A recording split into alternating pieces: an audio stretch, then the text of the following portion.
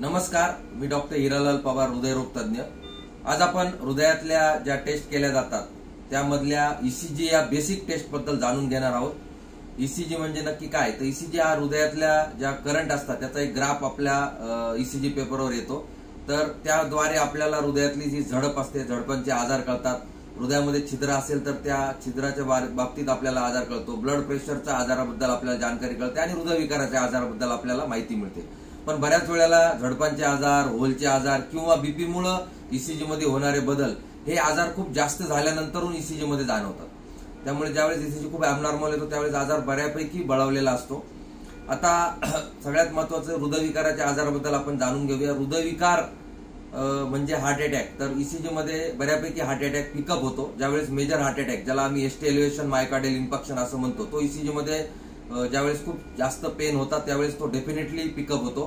काही वेळेस पेशंट खूप लवकर दवाखान्यामध्ये आला तर इनिशियली 15 मिनिटं अर्धा तास ते चेंजेस येत नाही, इनिशियल ईसीजी नॉर्मल असतात। त्यामुळे बरेच डॉक्टर सुरुवातीला जर ईसीजी नॉर्मल आला तर अर्ध्या तासांनी परत एक ईसीजी रिपीट करायला सांगतात।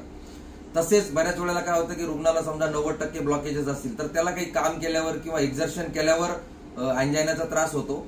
पण ज्यावेळेस तो दवाखान्यामध्ये येतो आणि बेडवर झोपतो 10 मिनिटं आणि नंतर त्याचा ईसीजी केला जातो त्यावेळेस तो नॉर्मल येतो। त्यामुळे पेशंटला असं वाटतं की मला कुठलाही हृदयविकाराचा त्रास नाहीये। तर मला वाटतं तो गैरसमज टाळायला हवा। अशा वेळेस आपण टुडिको, त्यासोबतच ब्लड टेस्ट, सीपीके-एमबी, ट्रोपोनिन याही टेस्ट करून घेणं गरजेचं राहतं। आता सगळ्यात महत्वाचं आहे की ईसीजी कोणी करायला हवं? तर माझं असं मत आहे की प्रत्येकाने आपल्या लाईफमध्ये एकदा तरी आपण नॉर्मल असताना एक ईसीजी करायला हवा।